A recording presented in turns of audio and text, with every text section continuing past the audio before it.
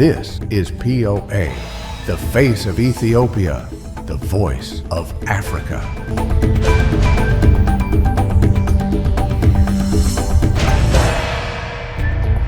Hello viewers, you are watching Pulse of Africa POA. We bring you the latest updates from around the globe. Top headlines.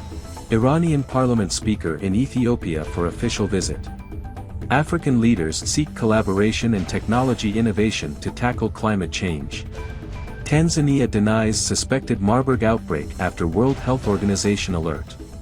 Global unemployment set to hold near historical low of 5%.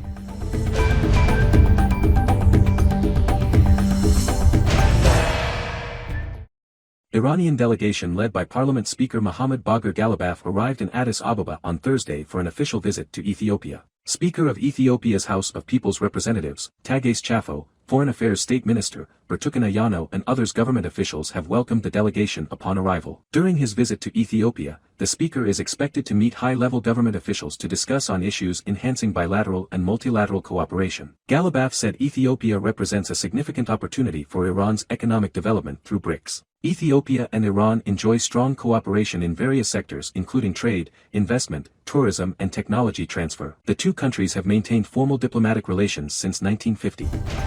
Hundreds of supporters of Mozambique's opposition protested as the country inaugurated a new president following disputed elections and deadly unrest. Daniel Chapo took his oath as the country's fifth president before about 2,500 people who endured intense heat in front of a city hall in the capital, Maputo. Opposition supporters peacefully protested a few meters away after security forces wielding guns and batons blocked them from getting to the venue. Security forces sealed several roads and kept a heavy presence in other parts of Maputo. Chapo, a 48-year-old law graduate, acknowledged the need to end the instability rocking the southern African nation.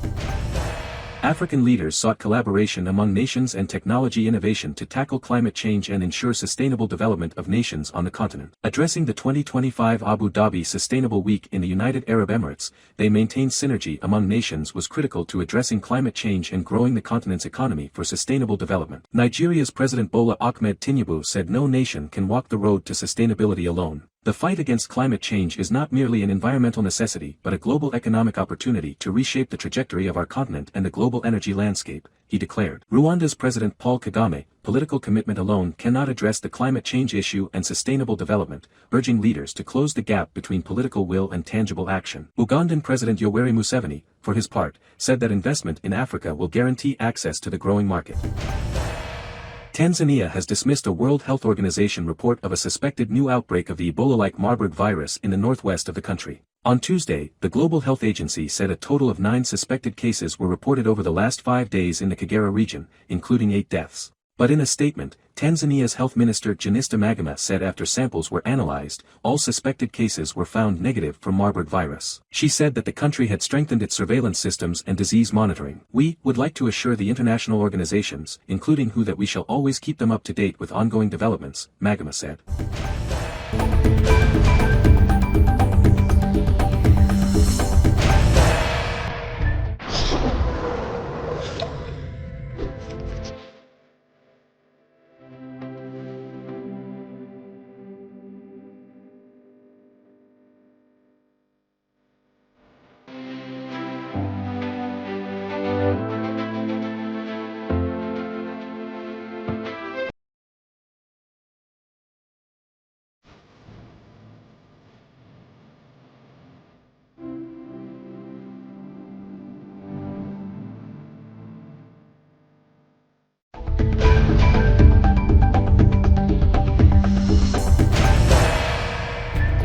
Global unemployment remained steady last year at an historical low of 5%, where it is set to stay in 2025, the International Labour Organization said in a report on Thursday. However, the Geneva-based body said that a global economic slowdown from 3.3% to around 3.2% last year, and a gradual deceleration over the medium term, will limit job creation. The global economy continues to expand at a moderate rate, but it is projected to gradually lose steam, preventing a stronger and more durable labor market recovery, the ILO flagship report on global employment and social trends said. The current global unemployment rate of 5% is the lowest in an ILO data series going back to 1991 and is projected to tick lower again in 2026 to 4.9%.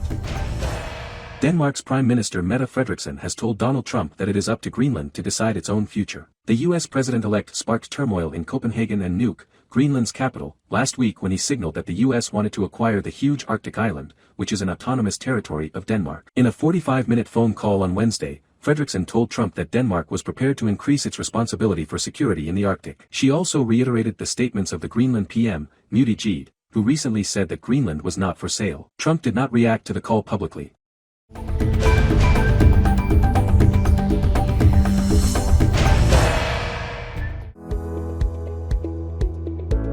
Ethiopia is my blood. Your story and our identity.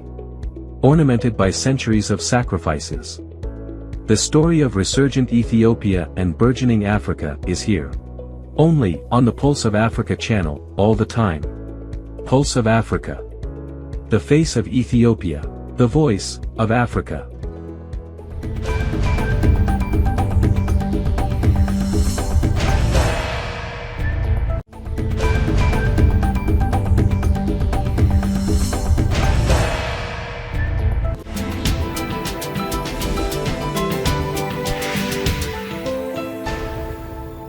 Moving on to business news.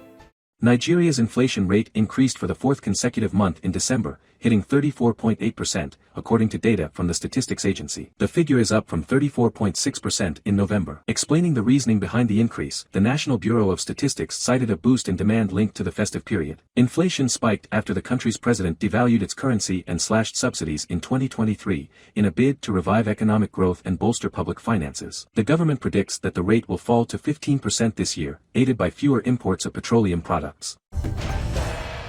The U.S. Department of Commerce on Thursday announced $1.4 billion in final awards to support the next generation of semiconductor advanced packaging. The award funding aims to bolster U.S. leadership in advanced packaging and enable new technologies to be validated and transitioned at scale to U.S. manufacturing. These awards will help establish a self-sustaining, high-volume, domestic, advanced packaging industry where advanced node chips are both manufactured and packaged in the United States.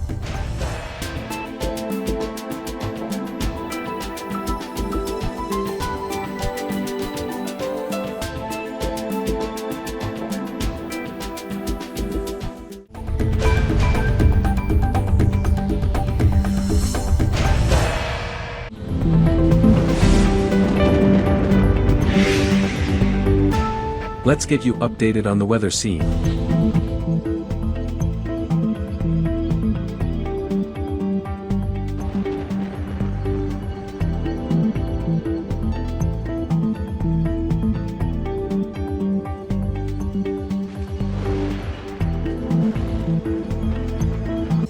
That's all from us today. Don't forget to check our website for updates on these and other stories. We thank you for joining us.